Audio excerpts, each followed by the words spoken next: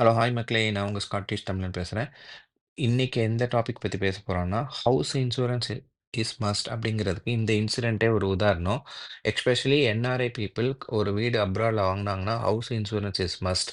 நம்ம ஊர்ல வீடு வாங்குனா, ஐ டோன்ட் திங்க் நம்ம ஜென்ரலி எனக்கு தெரிஞ்சு ஹவுஸ் இன்சூரன்ஸ் எடுக்க மாட்டோம். பட் அப்ராட்ல ஒரு வீடு வாங்குனா, ஹவுஸ் இன்சூரன்ஸ் கம்பல்சரி கட்டியே ஆகணுங்க. ஃபார் எக்ஸாம்பிள் நான் வந்து ஒரு 5 க்ரோஸ்க்கு ஒரு வீடு வாங்குறேன்னா, கம்பல்சரிலி அந்த பிரின்சிபல் 5 க்ரோஸ்க்கு நான் ஒரு ஹவுஸ் இன்சூரன்ஸ் எடுத்திருக்கணும். அப்பதான் நாளைக்கு எனக்கு ஏதாவது ஆனாலும், இந்த மாரி ஒரு ஃபயர் ஆனாலும், அந்த இன்சூரன்ஸ் கம்பெனி வந்து அந்த மார்ட்கேஜ் கட்ட முடியும். இல்லைன்னா நம்மளால we cannot pay that 5 crores இல்லையா?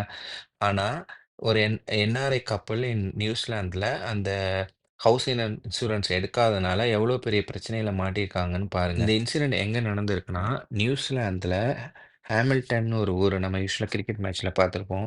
இந்தியா, நியூசிலாந்து மேட்ச் விளையாடும்போது. அந்த ஊர்ல பட்டேல் அவர் பேரு ஹஸ்பண்ட் பேர் பட்டேல். ஒய்ஃப் பேர் ஷா ஆக்சுவலி. அவர் வந்து ஐடில வேலை செய்றாரு.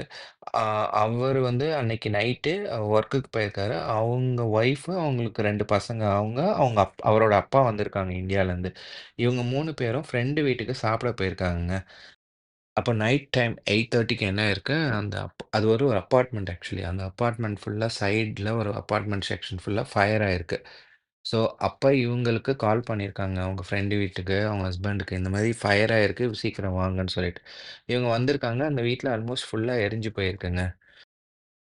ஓகே. நம்ம தான் இன்சூரன்ஸ் போட்டிருக்கோமே! ஸோ, நம்ம போய் கிளைம் பண்ணிக்கலான்னு இருக்கிற டாக்குமெண்ட்ட வச்சு போய் கால் பண்ணியிருக்காங்க இன்சூரன்ஸ் கம்பெனிக்கு. அவங்க தான் சொல்லியிருக்காங்க, "உங்களோடது லேப்ஸ் ஆயிடுச்சு. நாங்க தான் உங்களுக்கு இமெயில் அனுப்பிச்சோம். உங்க லெட்டர் போட்டோம். நீங்க தான் வந்து ரினியூ பண்ணவே இல்ல ஆக்சுவலி" அப்படின்னு சொல்லியிருக்காங்க. அந்த இந்தியன் ஃபேமிலி என்ன சொல்லியிருக்காங்கன்னா, "எங்க கார்டு எக்ஸ்பயர் ஆயிடுச்சு. அதனால எங்களால அத நாங்க கவனிக்கவே இல்ல. அதேமாரி அவங்க இமெயில் அனுப்பிச்சாங்க. அதையும் நாங்க கவனிக்காம ரினியூவல் பண்ணாம விட்டுட்டோம்" அப்படின்னு சொல்றாங்க. பட் ஒன்ஸ் டன் இஸ் டன்னுங்க. இப்ப வந்து இந்த $7,50,000 இவங்க தான் பே பண்ணியாகணும்.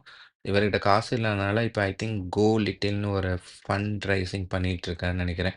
அந்த லிங்க்க நான் டிஸ்கிரிப்ஷன்ல போடுறேன். Maybe helpful for them. உங்களால ஏதாவது கான்ட்ரிபியூட் பண்ண முடிஞ்சா கான்ட்ரிபியூட் பண்ணுங்க. But house insurance is must.